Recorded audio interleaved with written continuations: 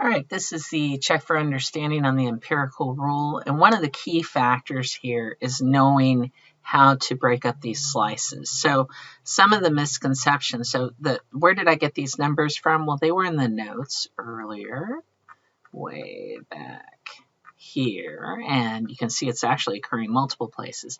So this section, you definitely want it on your cheat sheet. This is super important for your quiz, etc. And I think some of the common misconceptions that occur are that people think these 34% are on the edges. No, these are actually like slices. So it's an area how big the slice is. So this is 34% of the area. This green slice starting here and going on is 13.5%. That slice right there is 2.35%. And then the end slices go on forever, believe it or not. But they're super tiny, super skinny. So they're only 0.15% on each edge. You'll notice it's symmetric. And the mean always goes on the bottom. All right, so let's get back to this check for understanding. And here we go. So what I did is I went ahead and I put the slices in. So this is a 34% slice, etc. And here's the number that goes here in the center is always the mean. So make sure that you have your mean is right there in the center. Okay, so you know the mean is 75. How do I know that? Well, there it is. It says a mean of 75 and a standard deviation of 7. So you should notice that if you add 7 to 75, you get 82. Plus another 7, you get 89, and then 96. And you can go backwards on the other side. Over here, we have a mean of 70 and a standard deviation of 6. And so there's the center at 70, and I just keep adding 6 to get the different numbers.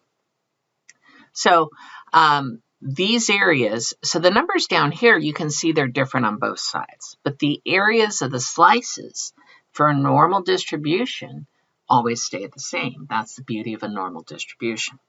So let's hit question 2. What percentage of scores are between 61 and 82? So 61 and 82, so I just add up 13.5, 34, and 34. So if I was highlighting it, that would be 61 to 82, 61 and 82. So that's the slices that we add together, and we get 81.5. On the right, they want between 52 and 76. So 52 starts way out here, and 76 goes further. So, oops, I have a tiny error on here. I did it again. Every time I keep thinking it's starting at negative infinity, but it's not. So it's 0.15% plus 2.35% plus 13.5% plus 34%. Now that is almost 50%, but not quite 50%. So when I add these all up, I should get, let's see, 83.85% should be the correct answer. Glad I caught that. Okay, and it's funny, when I made the key for the first time, I did the exact same thing. So you have to be careful not to ignore these little outside pieces over here. They can trip you up. They even trip up your stats teacher if she's not thinking too hard. Okay, what percentage of scores are between 75 and 82? So we'll pick a different color for that. 75 and 82, oh, that's pretty easy. That's just 34%. So there you go, 75 and 82. And then over here, 58 and 70. So that's a little trickier, not much. So that's pretty much from here to here. So we just add the 13.5 and the 34%, and we're golden. Oh, actually, 58 and 70. Oh, another typo over here. I'm like, where'd that extra 34% come from? I shouldn't be adding that extra 34%. I was thinking 76 for some reason.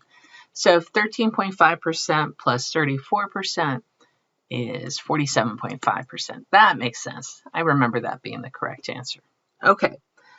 What percent, and by the way, the reason I caught that is because I highlighted to match the numbers. And so it was super easy for me to see, wait a second, I have too many slices. So that's a hint to you too. Remember, you can have a copy of the empirical rule and you can be drawing it and shading it. You're allowed a cheat sheet on your test, so there you go. All right, let's go ahead and do another one. We will do 61 and 89.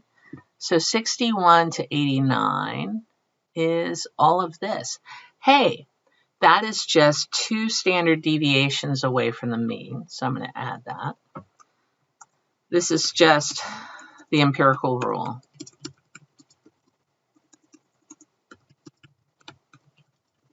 For 2 SDs from the mean. All right, and if you use z-scores, that would basically be a z-score of -2 to 2. This one over here is similar between 64, so I was focusing on one of the basic empirical rules over here, 64 and 76. That's the 1 standard deviation rule, which is 68% of the data is within 1 standard deviation from the mean. Okay. What percentage of scores is less than a score of 61? So let's get a different color for our highlighter. We'll go green. 61 would be all of this over here. So I have to add those 2 slices, 0.15 and 2.35, and I get 2.5%. Which percentage of scores is less than 64? So, well, that's just adding 1 extra slice. Or, so I have one answer here. I'll do the traditional on top. Good thing so we can say 0.15%. I don't want a different color. There we go, 0.15%. There we go. Plus 2.35%. Plus 13.5%. And I get 16%. But there is a shortcut you can do on these too. You could say, oh, it's half the picture, right? It's everything but this little piece right there. And so this half is 50%. So I can just say 50% minus that 34%. Okay, what percentage of scores is greater than 96? Greater than 96. So I'm gonna change colors. Greater than 96 is right here. That's greater than 96, so it's just 0.15%. And then this is supposed to be greater than 82. It just didn't say that. Greater than 82 is just those 2 slices added together. And actually, I'm going to relabel my pink here for this one. Less than a score 60. Oh, wait, what color did? Oh, that was green. Did green. Less than a score of 61. Less than 64. All right. Finally, approximately how many algebra students scored between 61 and 89? Well, we already did that one. That's the pink one. And we found that was 95%. How many students are there? There are 500 students, all right? So I just take that 500 times 95%, or 0.95, and I get 475. For this one, I had 68%, and I would take, so I'm going to take this is a 95% right there, right? And this is a 68% right there. So I just take the 0.68 times how many students we have, which is 400 there and 500 there.